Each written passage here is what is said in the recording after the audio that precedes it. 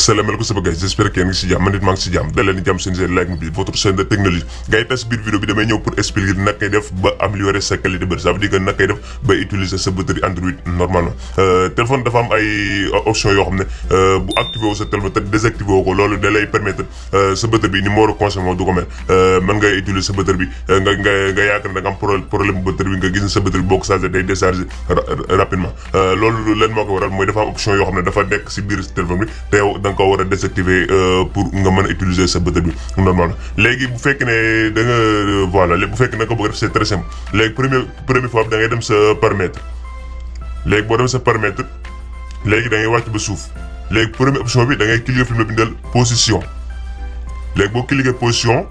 léegi nga dem fi mu bindal améliorer la précision voilà améliorer la précision léegi am na deux options yu fi nekk léegi da nga koy désactiver léegi li nga génnaat léegi boo ko désactiver pare léegi da ngay génnaat léegi nga wàcc ba suuf voilà léegi nga ñëw fi mu la bindal Google léegi nga cliquer Google léegi boo cliquer Google am na trois points yi nekk si kaw léegi da nga koy cliquer léegi boo cliquer dina am fu mu la bindal utilisation et diagnostic nga cliquer ko léegi da ngay fekk ñu activer ko léegi da nga koy désactiver yow léegi boo ko désactiver léegi dafa nga def retour léegi nga yéeg nga wàcc nga yéegaat si kaw léegi boo yéegaat si kaw dina am fu mu la bindal connexion léegi nga cliquer ko léegi boo cliquer connexion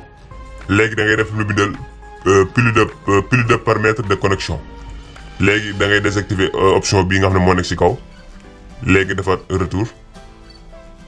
léegi boo defaat retour léegi nga dem si dernière option bi mooy fi mu la bindal maintenance de l'appareil de batterie voilà léegi nga cliquer ko